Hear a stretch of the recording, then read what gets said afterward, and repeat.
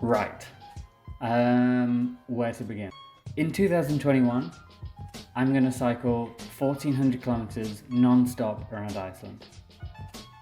This video series is going to kind of set some building blocks as to how I started this project, how do I do it on a daily basis, and what goes into actually planning one of these events.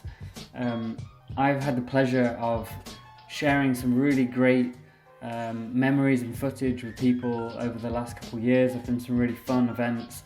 I did an Ironman back in 2019, early 2019. I did a great endurance ride to Berlin, one go, 700 kilometers. And I have recently just completed a 200 kilometer run, and it really is heartwarming to hear people's personal stories after I've done an event like this.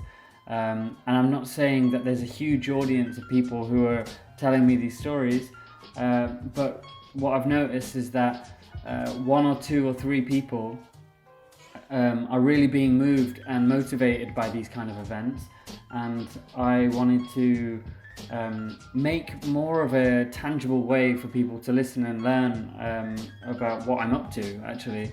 And I really also want to uncover that a lot goes into these events, you know. I really want to I'm a humble guy, but I also want to give credit to the amount of work that goes into this kind of project building, and I want to uncover what that actually looks like. So I don't know whether this is going to be 10 episodes, I don't know whether it's going to be 15 episodes, who knows. I'm going to create them as I go.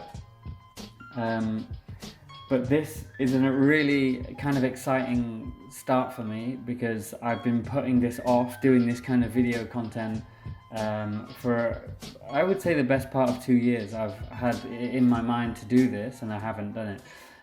I made a bet with a guy called Max that we're going to start this together. He has his own dreams. He wants to run 100 miles this year, and wants a kind of accountability and reason to do so, and to log his time and his run. And I wish you all the best of luck, and I also thank you for pushing me to do this. Iceland. Okay, so Iceland was inspired by a guy called Chris Burkhardt. He's a great photographer. He's also been a real help to me the last few years, especially with pushing my photography. He's a great photographer, and he's also been pushing me to think bigger, think better. Into this episode, I just want to talk about how people have really inspired me to do this event and to push further and push forward. And one of my main voices of this series will be to lock into heroes and mentors to try and push you further in life. I think one of the main two takeaways of this series would be: find heroes and find mentors that can push your ideology and go further in life. Find someone who you would like to be, anyone who looks like they've got their life in check, and mimic on whatever they're doing. You know, just let them guide you. That's one of the key principles in life, that like people can help other people grow faster. You know, like a good mentor and a good hero is someone who can accelerate your life no end. So that's number one. And two, your body can go way further than you think it can. Someone like David Goggins is a good mentor of mine. He opened up this door to how far I could go physically, and he didn't just change the goalpost just a little bit.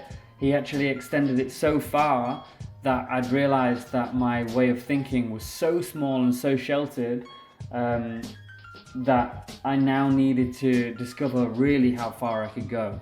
You know, doing this 200k run back in COVID summer 2020, glad that's over. I realized that was, well, I mean, I must say that was an extremely hard run. It was 38 degrees and a feel like temperature at some points of the run at 42 degrees Celsius. that was hard. It was really hard. But again, I had definitely a feeling of I could go further. And I had the same thing with riding to Berlin, 700 Ks in one go, and definitely the Ironman in New Zealand. So I'm on a self-discovery journey. This is a kind of episode 1 introduction to where I'm headed. I am going to share my kind of daily ins and outs of like what I'm doing for looking for sponsors, and what I'm doing for route planning, and what I'm doing for daily training, what my eating is like. And also I will share as much as my inner emotion as possible. So bear with me, I'm still trying to get my head around how this whole light setup works, how the production value is going to be.